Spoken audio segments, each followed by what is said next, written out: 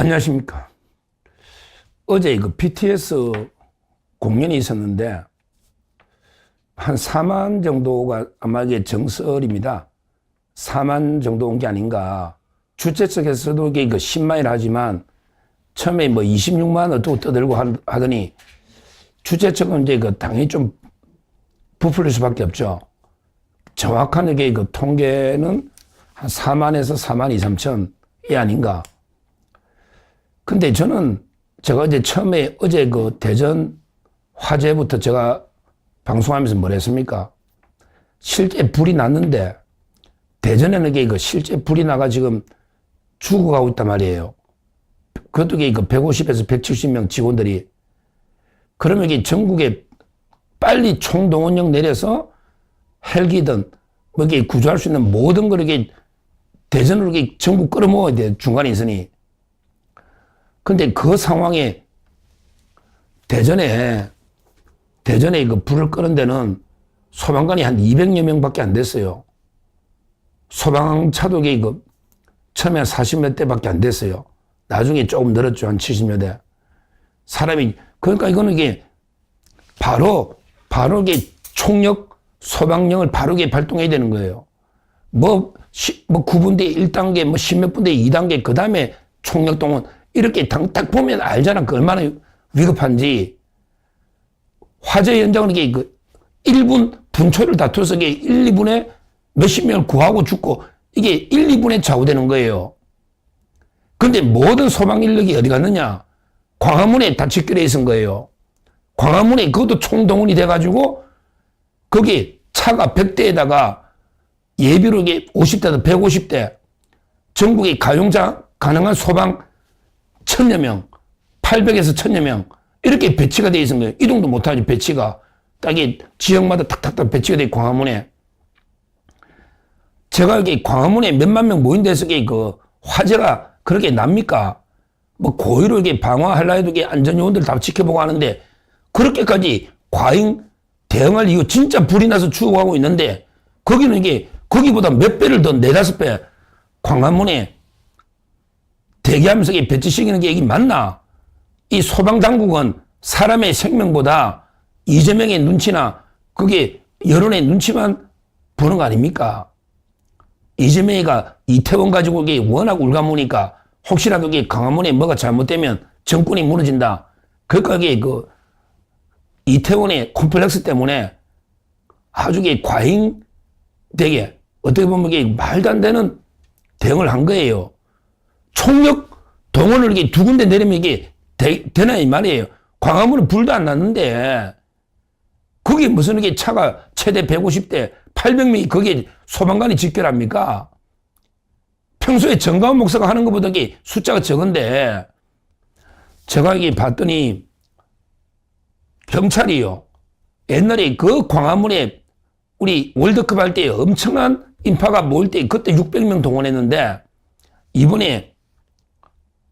이번에요. 경찰이 6,500명을 동원했답니다. 와, 경찰이 6,500명. 근데 이거는 하이브라는 게 BTS 기획사가 원래는 이 행사 안전요원은 원래 행사 주최자가 하는 거잖아요. 거기 기획사에도 안전요원들 3,500명을 동원했답니다. 3,500명. 그럼 이게 10,000명이죠. 거기에 구라든지 또 이게 그 구조, 요원, 이게 또 한 3,400명 동원했답니다. 도저히 동원된 사람이 관객보다 더 많으면 이게 뭐 나라가 BTS가 누군지 저야 잘 모르지만 제가 BTS를 다시 비판한 건 아니에요. 아니, 공연 3천만 원 먹이 광화문 사용료 냈다는데 도대체 이재명이가 무슨 김민석이나 무슨 이유로 뻔히 아무리 그래 26만 명 왔다 친들 이게 행사 진행 요원이 14,500명에 육박합니다. 14,500명. 한 명이 20명씩만 담당해도 이게 26만이에요. 20명만 내가 관리해도 이게 무슨 이게 이런 말도 안 되는 게 과잉 해가지고 검문 들어갈 때 다 하고 거기 결혼도 이게 경찰차 타고 결혼하는 거 평생 처음 봤다잖아요. 도대체 왜 이렇게 과잉 경호나 과연 이게 그 검문 이런 게 쇼를 하는지 이유가 뭔지. 그래서 이게 저는 이놈이 처음에 이재명이가 여기 깜빡 등장해가지고 전 세계에 깜짝 등장해서 어디 뭐 깜짝 쇼 하려고 야 BTS 이제 복귀하니까 그 속에 대통령이 오니까 이렇게 경호했나. 근데 근데 여론이 너무 안 좋으니까 저부터 어제 낮에부터 방 때렸잖아요. 왜 이재명이 안 오느냐? 왜 안 오느냐? 계속 방 때리니까 또 어제 오후에 좀 늦게 어제 오후에 대전에 가기는 갔어요. 그때가 뭐 하느냐고. 이미 사망자는 다 사망되고 다 이게 끝났는데 그때 대통령이 현장 가면 뭐 하느냐고요. 처음부터 이게 전국의 총동원회가 신속하게 1분 1초를 구해가 전국의 헬기 다 동원해라. 헬기로 이렇게 각 구조 뿌리주고 비행기는 바로 가잖아요. 아니 어떻게 뛰내리다가 부상자가 그렇게 많냐. 그 바로 출동해서 밑에 매트리스 깔아야 될 거 아니에요. 이거야말로 저는 철저하게 소방에 대응도 해야 되지만 이재명 청와대 위기관리가 완전히 BTS에 모든 게 팔려가지고 그게 소방에는 아무 안중에도 없고 거기보다 몇 배가 더 있으니 정말 이게 이번에는 세월호보다 몇 배 더하게 저희가 국정조사를 해야 됩니다. 국민의힘도 이번에는 이게 제대로 조사해야 돼요. 처음부터 국가 총동원력으로 어떻게든 구하려고 해야 되는데 시간이 골든타임을 다 놓치지 않습니까? 그리고 그 사이에 왜 광화문에는 정확하게 몇 명 올지도 모르고 내용도 모르면서 그렇게까지 모든 소방과 경찰 구조 다 거의 15,000에 가깝게 주체까지 하면 이렇게 배치해야 될 이유가 뭐냐 말이에요. 26만이 온다 하도 그렇게 과잉 중에 과잉입니다. 근데 실제는 한 4만 오면 평소에 정가원 목사 집회보다 몇 배 적잖아요. 숫자가. 그때 경찰 제대로 보냈냐? 이 말입니다. 이거 보면 국가 시스템이 완전히 붕괴된 거예요. 예측 가능, 예측 능력도 없고 설령 개인 행사입니다.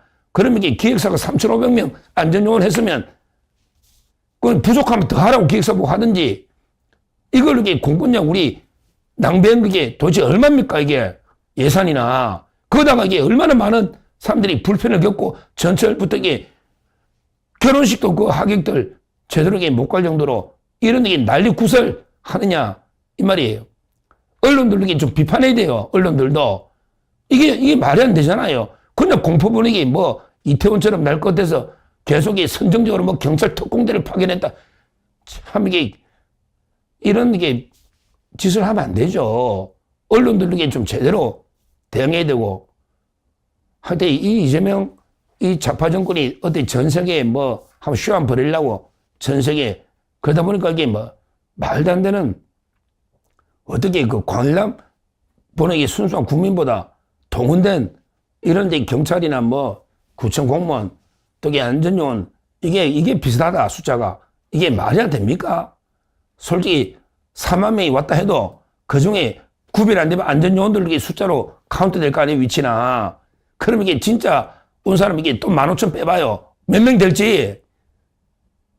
그러게 예측의 실패를 떠나서 실제 그렇다 하더라도 거기에 무슨 소방차가 150대 소방관이 800명, 1000명이 필요하냐.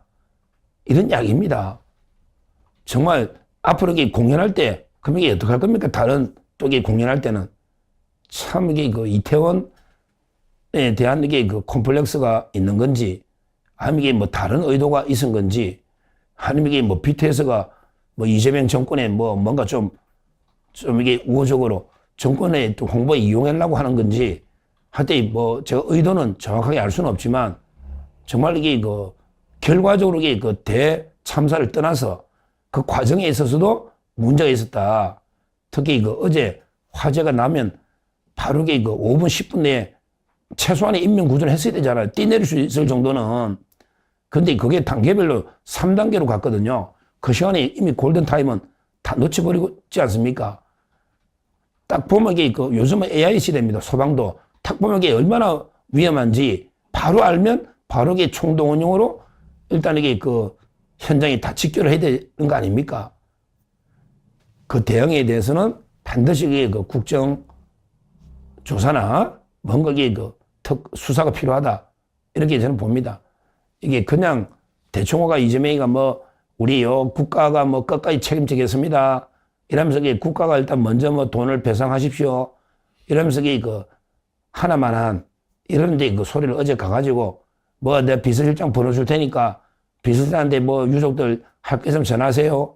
이런 게 지사하고 있습니다. 제일 먼저 대응이 적절한지 아닌지 이거부터 조사해야 되잖아요. 지금 무안공항 보세요. 무안공항. 이번에 비행기 잔해를 수습하다 보니까 부대 안에 포대기 안에 시신 유해가 지금 몇 개 넣었냐고.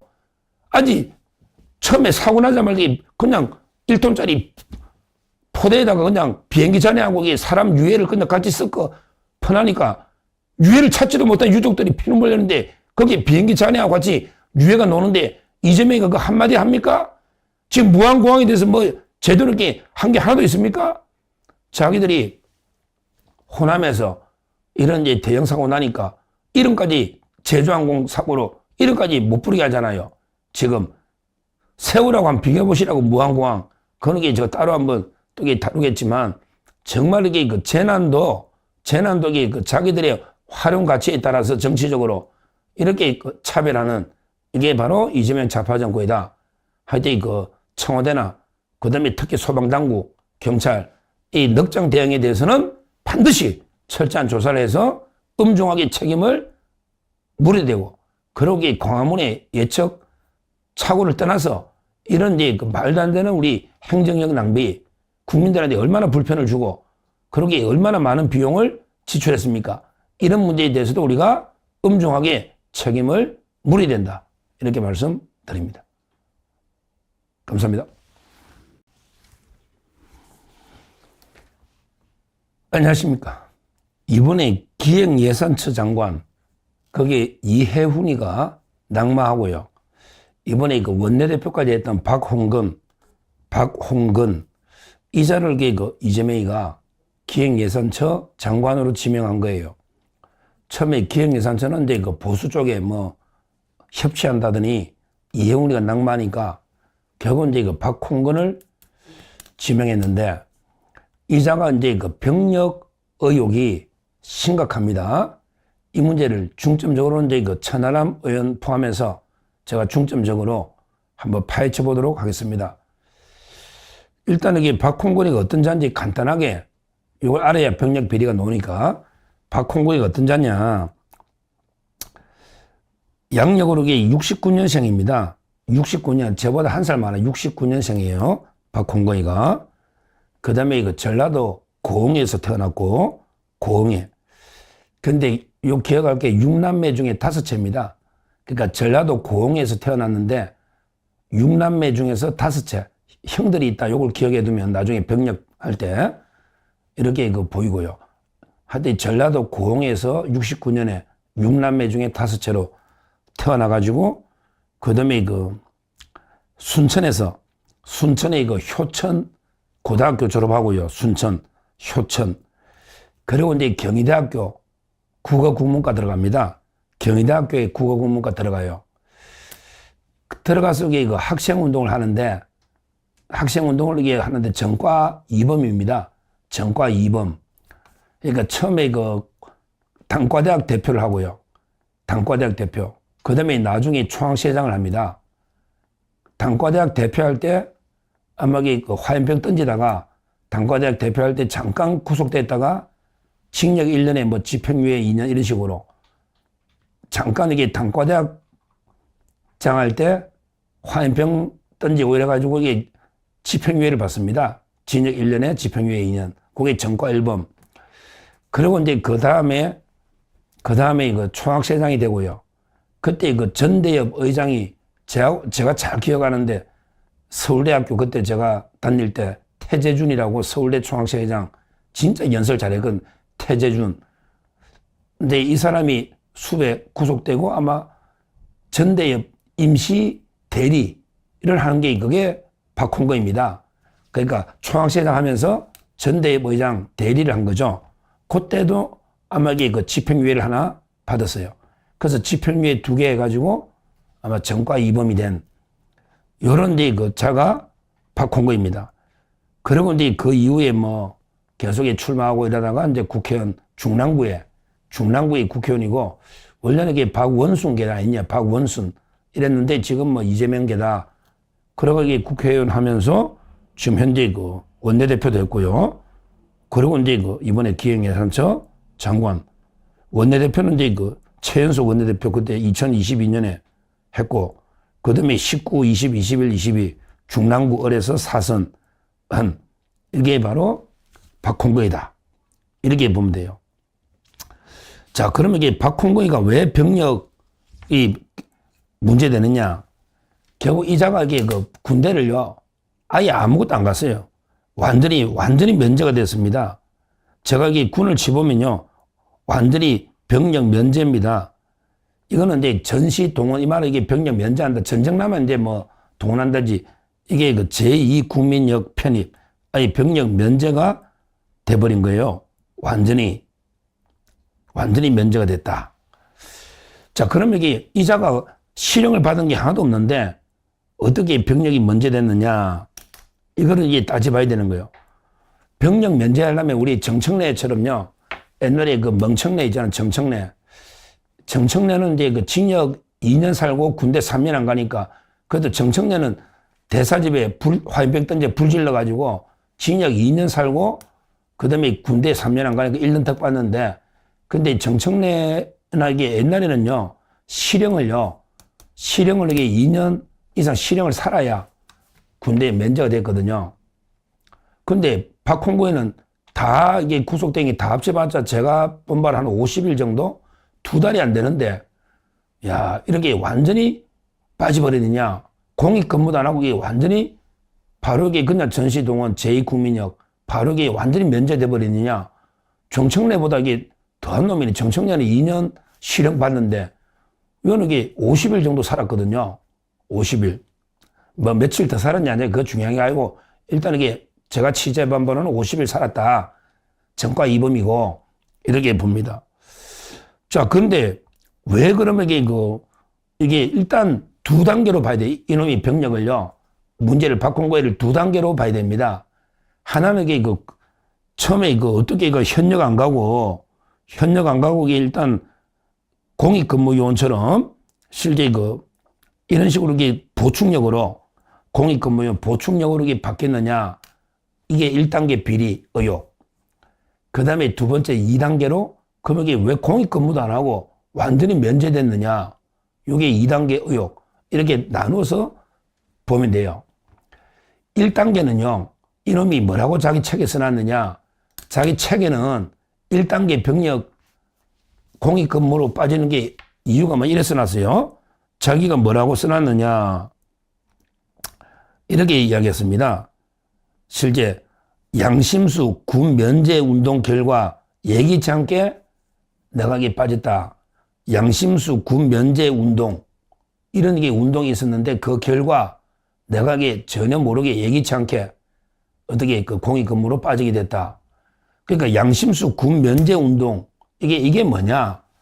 이게 뭐냐면 이제 운동권 출신들이 우리가 이게 민주운동 하다가 도망도 다니고 수배, 또 이게 재판도 받고 하니 징역 2년은 이게 너무 과학하니까 그냥 징역 1년에 집행유예만 돼도 딱 그놈만 해당돼.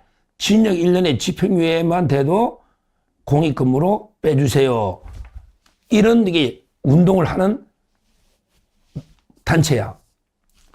그러니까 박홍구 이놈은 그런 게 양심수 군 면제 운동, 이거는 자기하고 마치 이게 아무 관계 없는 것처럼 이런 게 운동이 있어가지고 자기는 이게 본의 아니게 예기치 않게 나는 이게 군대 가려고 예기치 않게 그냥 준비하고 있었는데 예기치 않게 내가 이게 갑자기 빠지게 됐다. 공익근무로. 이렇게 써놓은 책에. 근데 천하람 의원이 박홍구한테 질의를 했지. 당신이 양심수 군 면제 운동에 참여한 적이 있냐. 이렇게 질의서를 보냈더니 거짓말 못하잖아. 그 단체들. 그러니까 양심수 군 면제 운동에 내가 참여한 적이 있다. 이렇게 자백을 한 겁니다. 자, 그러면 이게 박홍구에 한번 정리해보면 1단계 비리는 자기가 셀프로 자기가 단체를 만들어 양심수 군 면제 운동 단체를 자기가 적극 참여해서 이걸 만들어가지고 그게 언제냐? 김영삼 대통령 때 이제 문민정부 되니까 94년에 김영삼 정부가 들었잖아. 그러니까 문민정부가 되고 막 그때 이제 운동권 많으니까 그때 계속 청원을 여요. 자기가 학생운동권 집행유예만 돼도 군대 현역 안 가게 좀 해주세요. 온갖 이게 로비하고 청원 였겠지. 자기가. 그러다 그게 자기가 1호 수혜를 본 겁니다. 근데 책에는 예기치 않게 내가 어떻게 예기치 않게 군대 안 가게 됐다. 군대 가려고 했는데 예기치 않게. 자기하고 이게 마치 양심수 군 면제 운동이 아무 관계 없는 것처럼 이렇게 써놨는데 팩트는 뭐다? 자기가 양심수 군 안 가게 단체를 만들어서 가장 적극적으로 활동하면서 그게 1호 수혜로 자기가 딱 징역 1년에 집행유예니까 그게 딱 징역 1년에 집행유예가 되면 군대 안 가게 잠깐. 이 말도 안 되는 법이죠. 이 말도 안 되는 법이 만들어진 거예요. YS-초의 운동권 처음에 문민정부 하면서. 근데 지금 없어졌을 거야. 한시적이니까. 말도 안 되는 게 법이 만들어져가 왜 집행유예 받았다고 군대를 안 갑니까? 50일 살았는데 그때만 해도 군이 현역이 얼마나 오래 복무할 텐데 말도 안 되는 게 군의 복무가 그렇게 되냐고요. 그게 만들어진 거예요. 그 법을 만드는데 박홍거이가 앞장서가지고 지가 만들어가 지가 1호로 수혜를 본 놈이 박홍거이다. 이 말입니다. 첫째. 자, 그러면 이게 이제 현역 안 가고 공익 근무록에 빠진 거는 제가 말씀드렸고요. 근데 그 이후에 왜 이게 계속 이게 완전히 면제가 돼버리냐? 완전히. 그건 이게 이놈이 가려면 가는데 네 번이나 그 병력을 연기를 한 거예요. 네 번이나 연기를 한 거야. 그래가지고 그때 법 만들 때 27이 넘으면 완전히 면제다. 이것도 이게 말도 안 되는 법이죠. 제가 이게 70년생이거든요. 70년. 근데 제가 96년에 시험 붙고요. 그 다음에 97년, 8년 연수원 2년 있다가 99년에 갔거든요. 그러니까 제가 이게 만으로 29에 군대 갔어요. 법무관으로, 공익법무관으로. 99년에 군대 갔다고. 그러면 제가 만 29에 군대 가가 군에서 나이가 많았거든요. 근데 그때 법을 만들어가 아니 무슨 이게 법이 27이 넘으면 완전히 면제다. 이 말도 안 되는 법을 이게 또 박홍거이가 그 단체에서 계속 청원 엮고 어떻게 해가 만드는 거예요. 그러니까 요놈이 27만 버티면 내가 이게 군대 안 가되네. 그러니까 이 군을 4번이나 연장을 하는 거예요. 제가 볼 때 지 말로는 지금 2번은 재판한다고 하면 연기하고 그 다음에 형이 아까 제가 6남매라 했잖아요. 형이 복무하니까 형제가 같이 복무 안 하니까 연장하고 이렇게 2번은 밝혀진데 정확하게 4번을 뭐로 연장했는지 이것도 그냥 따져봐야 됩니다. 따져봐야 돼요. 이놈이 자기가 재학 중이다. 그 다음에 수감 중이었다. 재판 중이었다. 형이 복무 중이다. 지는 이렇게 떠드는 것 같은데 근데 그게 과연 이게 그렇게 될지 비슷하거든요. 재학 중하고 수감은 이게 50일인데 수감 중, 재학 중, 재판 중 그게 다 하나에 이루어지는데 그럼 이게 나중에 또 재판이 전과 2범이니까 그러니까 그렇다 하더라도 이게 4번이나 이게 연기를 한 거예요. 4번이나. 근데 가려고 하면 이게 진짜 병력업을 하겠다 하면 이행을 못 하겠습니까? 50일 살았는데 재판이 오래 갈 것도 아니고 아니 형이 이것도 이게 의심스러워요. 규정도 이게 좀 묘하긴 한데 근데 그럼 이런 식으로 되면요. 형님 보고 내가 이게 27만 넘기면 군대 완전히 안 가니까 형님 좀 이게 어차피 형님 군대 가실 거 좀 이게 요때 좀 맞춰 가십시오. 그러면 형님 덕박아 내가 한 2, 3년 덕박 가지고 내가 여기 27 넘기니까 우리 형제가 다 갈 필요는 없지 않습니까? 형님이 이거 좀 맞춰 가십시오. 이랬나? 왜냐면 이게 무슨 규정이 이래. 이게 형이 근무하면 동생이 군대 안 간다. 근데 그게 27 만기가 될 때 되면 가야 되는 거 아닙니까? 저는 이게 그 규정도 찾아봐야 되지만 그러면 이게 얼마나 형제가 많은 사람들이 형들이 계속 가면 밑에는 군대 안 가겠네. 나이가. 이것도 이게 이해가 안 되고요. 하여튼 결과적으로 4번이나 연기한 거는 맞잖아요. 근데 군대 복무 신성한 병력임을 할 생각이 있었으면 과연 이게 안 갔겠느냐. 어떻게든 이게 안 가려고 형의 찬스네. 야, 박홍건 너 이게 형님 찬스 썼냐? 군대 안 가려고? 형님 찬스? 이게 4번의 연계 사유도 확실하게 저희가 검증을 해봐야 돼요. 4번이나 연계했다. 확실하게 검증해봐야 됩니다. 그리고 이게 자기가 이 양심 자기가 이게 뭐 양심이야. 이 운동권 애들이 군대 가기 싫으니까 양심수 군면제 운동. 무슨 이게 양심수야. 맨날 불지르고 하입니다. 말도 안 되는 그 자체도 웃기지만 하여튼 이 양심수 군면제 운동 이걸 이게 지가 주도해서 하고 지가 1호 수혜자인데 마치 이게 자기는 거기에 전혀 무관하고 이런 게 운동이 있어가지고 내가 예기치 않게 본의 아니게 나는 이게 군대 가고 싶었는데 본의 아니게 못 가게 됐다. 뭐 이런 뉘앙스로 책을 써놨다. 이 말입니다. 도대체 지도부 중에 군대 갔다 온 놈이 누가 있냐? 누가 있어? 이재명이 핑계야 뭐다. 저 공동묘지 가봐 핑계 없는 무덤이 있냐? 이재명이는 이게 나 어릴 때 산재가 팔이 좀 비틀어졌다고 안 가고 김민석이는 이게 미국 문화원 이게 증거했나 안 가고 정청래는 이게 그래도 2년 살았네. 미국 대사집에 불길래 안 가고 또 이게 안규백이는 뭐야 이거? 안규백이는 6개월인데 이놈이 20몇 개월 만에 방해하다가 영창 갔나? 병적 자료도 안 낸 놈이 국방장관이야. 안규백이는 이런 놈들이 군대 안 가고 그 다음에 군대 예산 다루는 기획예산처 장관 박홍구이는 와 정말 이게 50일 살았다고 집행유예 양심수 이래가지고 이게 더군다나 4번 연계가 27살 형찬스가 넘겼는지 이래가지고 이게 그냥 군대 안 가고 도대체 이게 제대로 된 놈이 군대 갔다 오면 누가 있냐? 이래가지고 무슨 전쟁하고 이래가지고 어떻게 강한 군대를 만들 수 있겠습니까? 정말 이게 부끄럽습니다. 박홍구가 4번이나 군대를 연계한 사유를 철저하게 검증해야 되고요.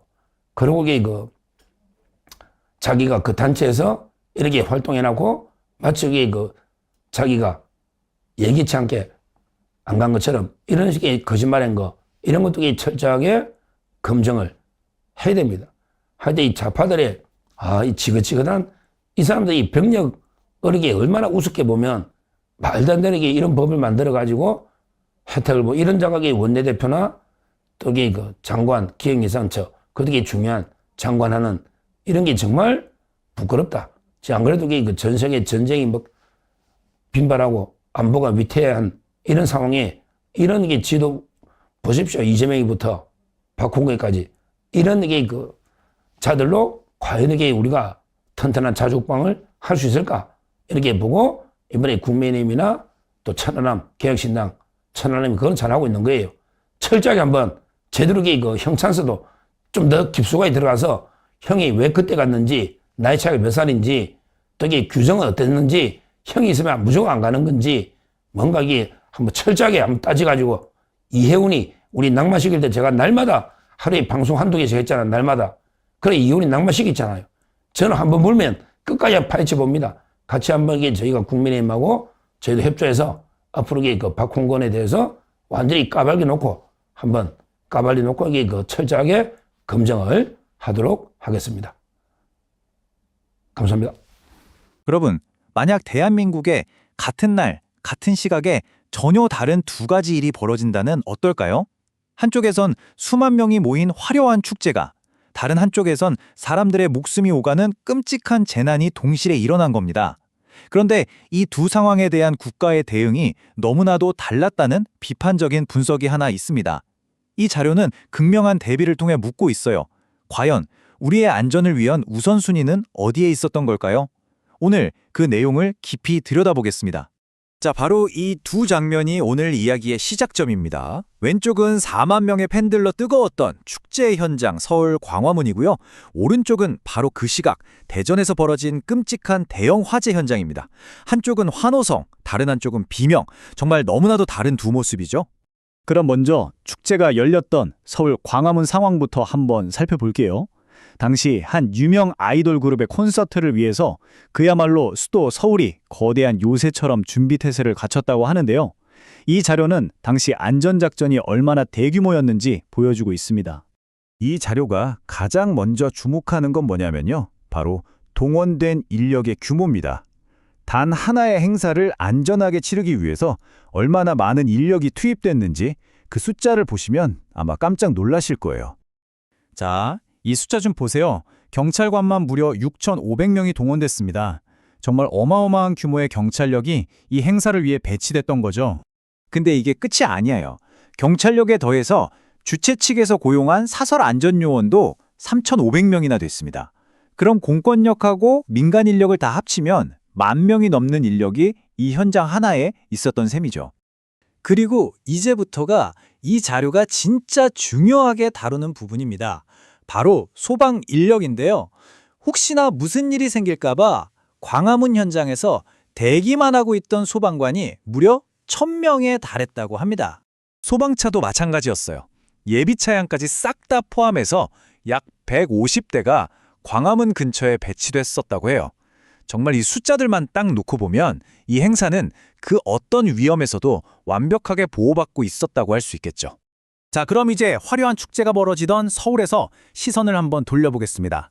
바로 그 시각, 대전이라는 다른 도시에서는요, 생사를 다투는 진짜 긴급 상황이 터지고 있었습니다. 서울에 이렇게 철통 보안 속에서 축제를 즐기는 동안 대전의 한 대형 아울렛 건물에서는 150명이 넘는 사람들이 갇힌 채 불길에 휩싸였습니다. 바로 이 지점에서 자료는 아주 날카로운 질문을 던집니다. 그렇다면 진짜 위기 상황에는 과연 자원이 얼마나 투입됐을까? 이 그래프를 보시면 그 차이가 얼마나 충격적인지 바로 보이실 겁니다. 왼쪽, 만약을 위해 대기하던 소방관은 1,000명이었죠. 그런데 오른쪽, 실제 불길과 싸우기 위해 현장에 투입된 소방관은 200여 명에 불과했다는 게 이 자료의 핵심적인 지적입니다. 소방차는 상황이 더 심각해요. 대전 화재 현장에 초기에 도착한 차량이 40여 대 정도였다고 합니다. 광화문에 대기하던 차량의 3분의 1도 안 되는 숫자죠. 자료에서는 이렇게 수많은 사람이 갇힌 대형 화재에 이 정도 초기 대응은 턱없이 부족했다고 아주 강하게 비판하고 있습니다. 이 자료의 화자는 신속한 초기 대응의 중요성을 바로 골든타임이라는 말로 강조하는데요. 화재에서는 정말 1, 2분 사이에 수십 명의 생사가 갈린다는 겁니다. 그런데 이토록 중요한 골든타임을 대전 현장에서는 놓쳐버렸다고 주장하는 거죠. 자, 이 표가 지금까지의 내용을 딱 요약해줍니다. 왼쪽은 예방을 위한 대기 인력, 그리고 오른쪽은 실제 재난에 대한 대응 인력입니다. 이 엄청난 격차, 대체 어떻게 이해해야 할까요? 네, 지금까지는 드러난 사실들을 쭉 살펴봤습니다. 그럼 이제 가장 근본적인 질문이 남죠? 왜? 도대체 왜 이런 일이 벌어졌을까요? 지금부터는 이 질문에 대한 자료 속 화자의 분석을 한번 따라가 보겠습니다. 바로 이겁니다. 왜 예방 조치에는 이렇게 막대한 자원이 투입됐는데 정작 실제로 벌어진 재난에는 상대적으로 훨씬 적은 자원이 동원됐는가? 이게 바로 이 자료가 던지는 핵심 질문이죠. 이 질문에 대해서 이 화자는 이태원 컴플렉스라는 용어를 제시합니다. 과거 이태원 참사의 비극을 다시는 반복해서는 안 된다는 그런 정치적인 압박감이 실제 위험을 분석하기보다는 보여주기식의 과잉 대응을 낳았다는 주장인 거죠. 물론 이건 이 자료에 나오는 화자 개인의 분석이라는 점을 분명히 해두겠습니다. 그래서 이 주장을 정리해보면 이렇습니다. 첫째, 광화문 배치는 필요 이상의 과잉 대응, 일종의 쇼였다. 둘째, 그 동기는 실제 위험 대비가 아니라 정치적 두려움 때문이었다. 그리고 가장 중요한 셋째, 이 과잉 대응 때문에 정작 진짜 재난이 터진 대전으로 가야 할 자원이 부족해졌다. 결국 이건 국가 위기관리 시스템의 총체적인 실패다라고 보는 겁니다. 자, 그럼 이런 날카로운 분석 뒤에는 어떤 결론이 따라올까요? 이 화자는 여기서 그냥 비판만 하고 끝내지 않고요. 아주 구체적인 행동을 요구합니다. 이 화자가 내리는 최종 판단은 아주 명확합니다. 이 사건은 단순히 자원을 잘못 배분한 실수가 아니다. 국민의 생명과 안전을 지켜야 할 국가의 가장 기본적인 의무, 그 시스템이 실패했다는 것을 보여주는 심각한 사례다라는 겁니다. 그래서 구체적으로 3가지를 요구하는데요. 첫째, 국회가 직접 나서서 이 사태 전반에 대해 국정조사를 실시해야 한다. 둘째, 이런 잘못된 결정을 내린 책임자에게 반드시 책임을 물어야 한다. 그리고 마지막 셋째, 다시는 이런 식으로 행정력과 예산을 낭비하는 일이 없도록 시스템을 근본적으로 뜯어 고쳐야 한다고 주장합니다. 결국 이 자료의 분석은 우리에게 아주 중요한 질문 하나를 남깁니다. 이 특정 사건의 잘잘못을 따지는 걸 넘어서서요. 우리 사회가 또 국가가 계획된 대규모 행사와 예측 불가능한 재난 사이에서 이 한정된 자원을 어떻게 배분하는 것이 과연 가장 합리적일까 하는 아주 근본적인 고민이죠. 이건 정말 우리 모두가 함께 진지하게 생각해 봐야 할 문제가 아닐까 싶습니다. 여러분의 생각은 어떠신가요?